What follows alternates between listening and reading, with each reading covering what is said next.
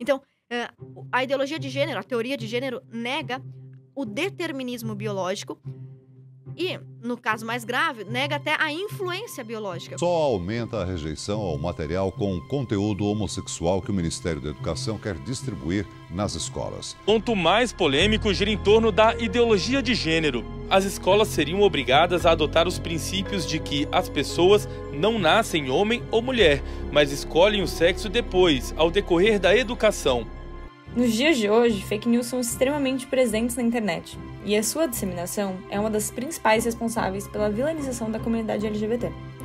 Considerando que vivemos em um mundo onde as discussões sobre esse grupo estão cada vez mais presentes, a educação entra constantemente como uma questão polêmica.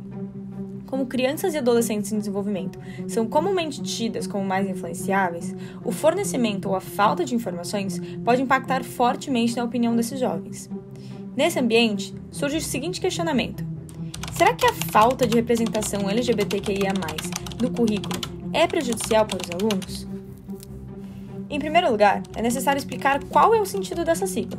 LGBTQIA+, significa lésbicas, gays, bissexuais, transexuais e travestis, queers, intersexuais e assexuais. E o mais representa todas as outras sexualidades e identidades de gênero que existem. Buscando concisão nesse vídeo, será utilizada principalmente a sigla encurtada, LGBT. Voltando à pergunta inicial, ela pode ser respondida de duas maneiras diferentes, pensando em dois grupos distintos.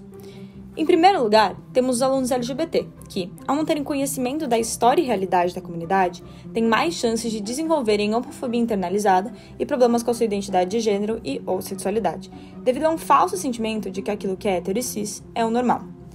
Uma pesquisa feita pela Secretaria de Educação da Associação Brasileira de Lésbicas, Gays, Bissexuais, Travestis e Transsexuais, a ABGLT, revelou que quase 3/4 dos estudantes LGBT, 72,6%, já foram verbalmente agredidos por causa da sua orientação sexual.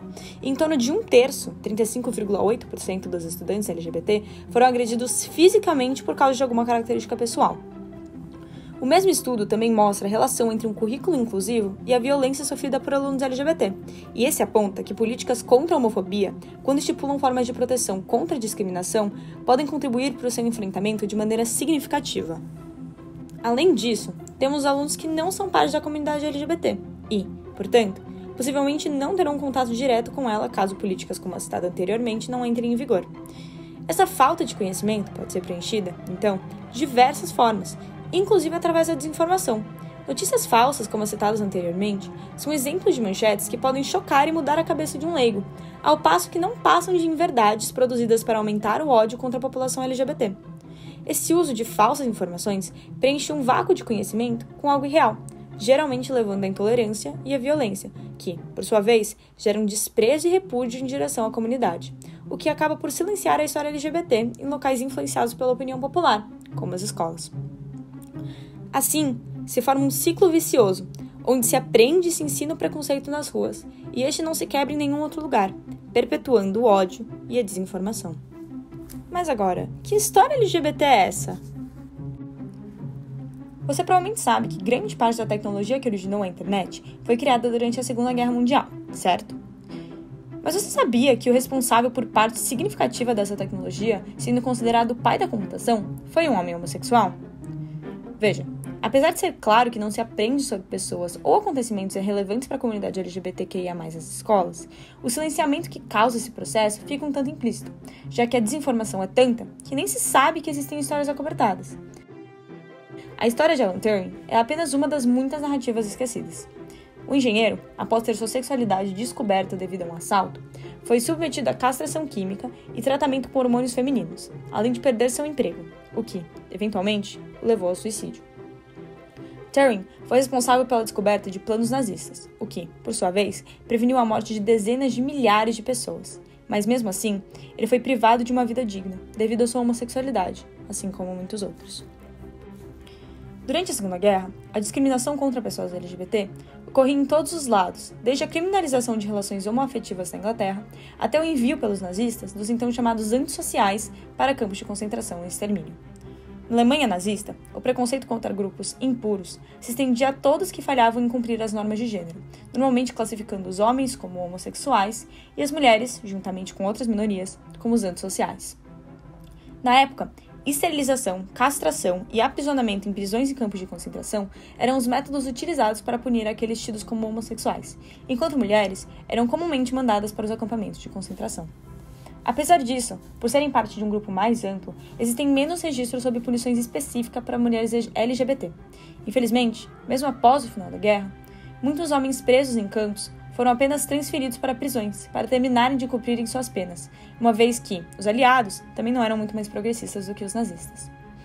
Além disso, aqueles identificados por triângulo rosa e marrom nos campos de concentração foram libertos de seu cárcere, mas nunca foram realmente reconhecidos como vítimas legítimas da perseguição nazista, o que pode ser comprovado pela falta de artigos, documentos e conhecimento geral da população sobre os terrores que pessoas LGBT sofriam nos campos.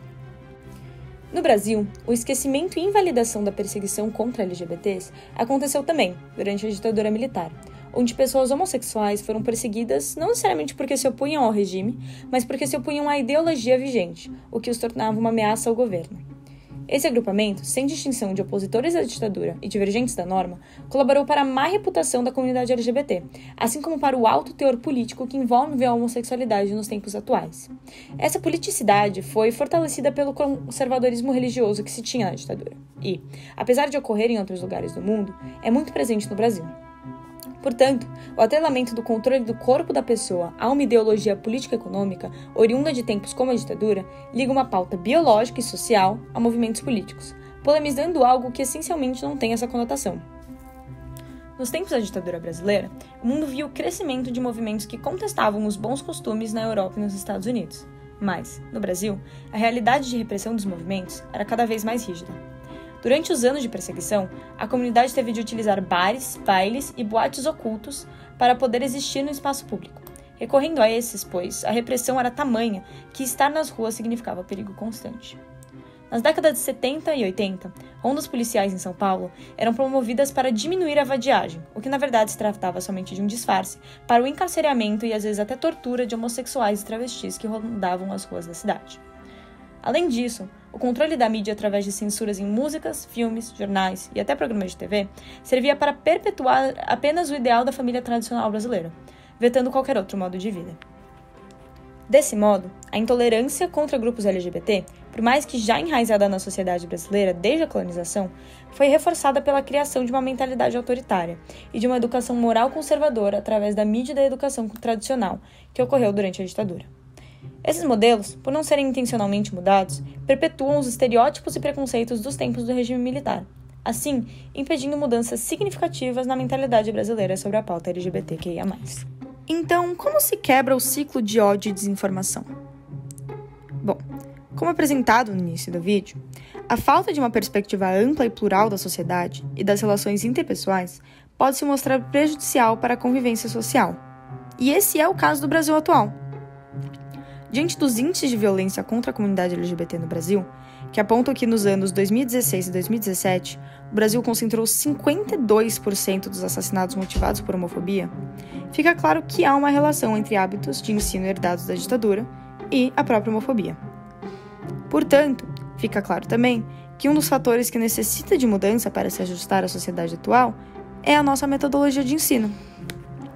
Pensando em um método de ensino inclusivo e que busque não universalizar narrativas, podemos utilizar como exemplo o pensamento decolonial, que consiste em um método que faz uma tentativa de desconstruir a narrativa eurocêntrica e que busca dar voz à história de outros grupos.